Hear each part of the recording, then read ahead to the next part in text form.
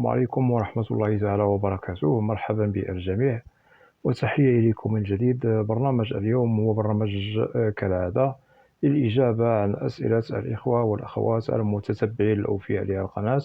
وبالنسبة للإخوة الذين لم أدرج أسئلتهم في برنامج اليوم، أعدكم إن شاء الله بأنني سوف أدرج أسئلتكم في البرنامج المقبل، متمنيا للجميع التوفيق والنجاح والسداد في حياتكم. وقبل البدء في البرنامج لا بأس أن أشكركم جزيل الشكر على وفائكم وصدقكم واحترامكم وعلى تفاعلكم معي ومع القناة، متمنيا أن أكون دائما عند حسن ظنكم جميعا، وبالتوفيق للجميع. ولا تنسوا أن تشتركوا في القناة. أبدأ بالسؤال الأول من طرف الأخ كرم.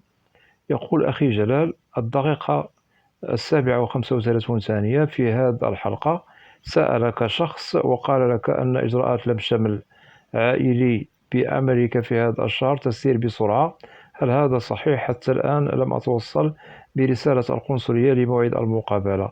إذن الأخ كرم، فعلا بأن النشرات تسير في مسار منظم، كذلك تسير يعني بسرعة، هذا للتأكيد. ممكن لك العودة إلى نشرات الهجرة، أكيد هذا عبر الموقع التابع لوزارة الخارجية الأمريكية، وستجد فعلا بأن تأشيرات الهجرة على مختلف يعني أنواعها أكيد في النشرة تسير يعني بسرعة، تسير بشكل منظم. كذلك المواعيد والمقابلات تسير في وقتها، ليس هناك من مشكل، هذا للتأكيد. ممكن أخي كرم أن تؤكد لي أو تعود بنا إلى السابق لكي نطمئن عليكم. أكيد، لأنه ممكن أنك قد طرحت سؤالك سابقا علي عبر القناة، ولكن لم أتذكر يعني الملف الخاص بك. ممكن أن توضح لي نوع التأشيرة التي أنت مقدم عليها؟ هل هي لم شمل عائلي؟ أكيد الفئة ضروري أن توضحها. كذلك هل كلفت محامي للسهر على الملف؟ الولاية التي تم فيها التقديم، وما هي جنسيتك أخي الكريم؟ هذا كله إن شاء الله ممكن الإجابة عليه عبر تعليق في القناة، وأعدك بأنني ممكن أنني سأجيبك في البرنامج المقبل، ليس هناك من مشكل، لأنك كما تفضلت قلت بأنك لا زلت تتوصل برسالة الموعد والمقابلة التي تخصك. متمنيا لك التوفيق ومسار موفق. أنتقل إلى الأخ أنس، يسأل عن دي في 27. إذا الأخ أنس لمس من التعليق الخاص به بأنه أكيد لديه تساؤل عن لماذا لا زالت أو لا زال التقديم على القرعة الأمريكية لسنة 2027 لم يبدأ بعد. إذن أخي أنس، الانتظار هو سيد الموقف. لا نعلم متى يعني التاريخ الذي سيحدد من طرف شؤون الهجرة أو وزارة الخارجية الأمريكية للإعلان على تاريخ التقديم على القرعة الأمريكية يعني المقبلة، لأن الدي في 26 هي متوقفة. القرعة الأمريكية لسنة 2027 يعني التوقيت الذي يعني كان يعني محدد لجميع التقديمات في القرعة أكيد كان هو في أكتوبر من كل سنة، وللأسف الشديد قد تأخر هذه السنة. ونتمنى إن شاء الله أن تعود يعني إجراءات الهجرة إلى أمريكا، سواء القرعة الأمريكية أو المشمل العائلي، إلى مسارها الطبيعي. هذا للتأكيد، متمني لك التوفيق. أنتقل إلى الأخ مبارك، يقول: السلام عليكم. وعليكم السلام. أخي، ما هو المطلوب لما تكون حالة لم الشمل إخوة كيرانت؟ وشكرا. العفو أخي ومرحبا بك. إذا عندما نجد بأن تأشيرة لم الشمل هجرة إلى أمريكا، ونؤكد على لم شمل عائلي يعني نجدها يعني كيرانت، هذا يعني بأن الملف قد اقترب من نقط الفصل والحسم. أكيد هناك نقطة مهمة لازم أننا نأخذها بعين الاعتبار، وهي متابعة يعني النشرات الشهرية. أكيد رقم الملف الذي يخصكم قد وصل دوره لكي يعلن في النشرة الشهرية، وهذا أكيد يمهد بأنه قد اقتربتم أكيد من نقطة الفصل والحسم لإصدار التأشيرة التي تخصكم، سواء لم شمل إخوة، لم شمل أزواج، والدين، وكذلك أبناء. هذا للتأكيد، ولازم علينا الاشتغال على يعني الاستعداد أكيد لما هو آتي. إذا أخي كرم، وضحنا بأنه أنتم قد اقتربتم من الإجراءات التي نحسبها في الفاصلة والأخيرة. هذا للتأكيد. ممكن أخي كرم أن توضح لنا جنسيتك، من أي بلد أنت، الولاية التي تم فيها التقديم، وهل كلفتم محامي للسهر على الملف؟ وإن شاء الله ممكن أننا سوف نجيبكم في البرنامج المقبل. ولا تنسى تاريخ تقديمكم على طلب لم الشمل. متمنيا لك التوفيق. انتقل إلى الأخت نورة، تقول بأن الملف الذي يخصها 2016 جاوبني. إذا الأخت نورة لازم أن توضحي لنا يعني نوع التأشيرة التي أنتم مقدمون عليها، الولاية التي تم فيها التقديم، جنسيتك، وهل أنتم مكلفو محامي للسهر على الملف. ضروري أن توضح لي أو توضح لي نوع يعني التأشيرة التي أنتم مقدمون عليها، كذلك الولاية، وكذلك التاريخ بالضبط. وإن شاء الله ممكن أننا سوف نجيبكم في البرنامج المقبل. متمنيا لك التوفيق. أنتقل إلى الأخ معاذ، يقول: سلام أستاذ جلال. وعليكم السلام. ما توقعك بخصوص DV 26؟ هل سنكمل إجراءاتنا علما أنا فائز بها؟ ممكن أخي معاذ أن توضح لي الكاس نمبر الذي يخصك، جنسيتك. أكيد أنت كما تفضلت أخي تسأل عن مصير القرعة الأمريكية لسنة 2026. هل ممكن أنكم تكملوا إجراءاتكم بحكم أنك فائز؟ لمست بأنك أكيد لديك حيرة، لديك قلق، تخوف من أن ممكن لن تكملوا إجراءاتكم هنا. نستبشر خيرا في القادم أخي معاذ، ولكن لا يمكن لي أن أجزم أو نؤكد لكم عن مصير DV 26. ورغم هذا نستبشر خيرا ونتمنى أن تعود إجراءات القرعة الأمريكية إلى مسارها الطبيعي. أكيد DV 26 الإجراءات التي تخص فائزها متوقفة إلى إشعار آخر، وسبق لنا أن وضحنا هذا عبر القناة، ولا نعلم عن متى يعاد يعني أو تعاد إجراءات القرعة الأمريكية إلى مسارها الطبيعي. متمني لكم التوفيق، وللتأكيد لكي يطمئن قلبك ننتظر. الصبر هو مفتاح الفرج. توقعات هنا ممكن للقرعة الأمريكية أنها تعود لمسارها الطبيعي، لأنها متوقفة مؤقتا، ليست متوقفة نهائيا. هذا للتأكيد. متمنيا لك التوفيق. ممكن لك أخي معاذ العودة إلى برامج عبر القناة بحث فيها نقاط مهمة عن مستجدات DV 26 وكذلك DV 27. متمنيا لك التوفيق ومرحبا بك. ننتقل إلى سؤال آخر من طرف الأخ تيسير، يقول: السلام عليكم أستاذ جلال. وعليكم السلام. كم هي رسوم تأشيرة السياحة إلى أمريكا؟ إذا بالنسبة لرسوم تأشيرة السياحة إلى أمريكا، سواء فيزا باي 1 أو باي 2، سواء زيارة أو سياحة، تبلغ $185 أمريكي أخي الكريم. وبالنسبة لهذا المبلغ عندما نقوم يعني بدفعه كرسوم قبل المقابلة بالسفارة الأمريكية، وفي حالة أنه رفضت لكم التأشيرة، لا يمكنكم استرداد هذا المبلغ. وهذا أكيد ساري على جميع التأشيرات، سواء للهجرة أو لغير الهجرة.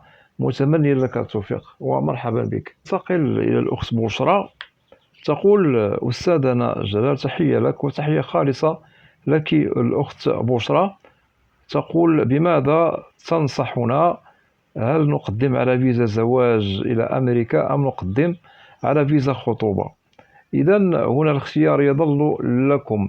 أكيد أنا أنصح دائما بالتقديم على فيزا زواج إلى الولايات المتحدة الأمريكية، من الأفضل ومن المستحسن. رغم أن فيزا زواج تأخذ وقتا طويلا، إجراءاتها تفرق عن إجراءات فيزا خطوبة. أكيد فيزا زواج إجراءاتها تتم ببلدكم الأم، إجراءات يعني عقد القران إلى غير ذلك، ثم تنتظر يعني التقديم لكم بأمريكا من طرف الزوج، ثم من بعد إن شاء الله تتوصلوا بالموعد للمقابلة بالقنصلية أو السفارة الأمريكية في بلدكم لأجل الحصول على فيزا أو تأشيرة زواج إلى أمريكا. بالنسبة لفيزا خطوبة، يعني بالنسبة للتوقيت المدة المنتظرة أقل، ولكن لازم أن نضع في الحسبان تكاليف هذه التأشيرة باهظة. وأكيد بالنسبة لإجراءات الزواج تتم بالولايات المتحدة في ظرف 3 أشهر. في حالة لم تتمموا إجراءات الزواج بأمريكا، فهنا السلطات الأمريكية ستقوم بترحيلكم على الفور. وأكيد إجراءات الخطوبة تفرق عن إجراءات الزواج، عن تأشيرة الزواج. تأشيرة خطوبة كاي 1، هذه التأشيرة كما سبق الذكر فقط للخطوبة، وإجراءات الزواج تتم بالولايات المتحدة، عكس فيزا الزواج، إجراءات الزواج تتم ببلدكم الأم. والمهم كل هذه التأشيرات التي وضحنا لكم، سواء CR1 و IR1 والكي 1، تقدم أو يقدم الطلب بمصالح الهجرة بأمريكا. إذا إجراءات تأشيرة الزواج هي تختلف عن إجراءات الخطوبة، وننصح بالتقديم على فيزا زواج، هذا للتأكيد.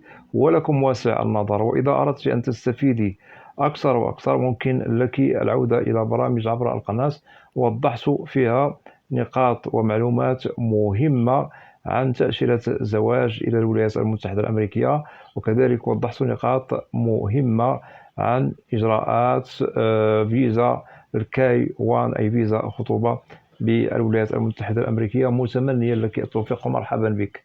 أنتقل إلى الأخت نهاد، تقول: أخي جلال، السلام عليكم. وعليكم السلام. أنا نهاد من المغرب. سألتك سابقا عن لمع الشمل من طرف الوالد المقيم بولاية لويزيانا، هل ممكن له أن يستعين بمحامي، لأن الطلب مرت عليه سنوات وأنا أنتظر، وشكرا. إذا الأخت نهاد، ممكن أن توضحي لي الولاية التي تم فيها التقديم من طرف الوالد، وكذلك التاريخ الذي قدمتم فيه الطلب لدى مصالح الهجرة بأمريكا، لكي يتضح لي التاريخ الذي قدمتم فيه، وسوف نسهل عليكم الاشتغال على مسار إجراءات طلب لم شملكم من طرف الوالد بالولايات المتحدة. أكيد أنت كما تفضلت الوالد هو مقيم بولاية لويزيانا. بالنسبة لخدمة الهجرة بهذه الولاية أي ولاية لويزيانا هو جيد منظم، ليس هناك من مشكل. متى ممكن أننا نقلق أو ممكن أننا نستعين بمحامي؟ في حالة مثلا وجدنا بأن المدة قد طالت لسنوات عديدة، هذا للتأكيد. أنت كما تفضلت أكيد أنت تريدي يعني أن تتم الإجراءات بسرعة، على حسب ما استنتجت بأنك سألت هل ممكن للوالد أن يستعين بمحامي. إذن يتضح لي بأن الوالد هو من قدم الطلب لوحده.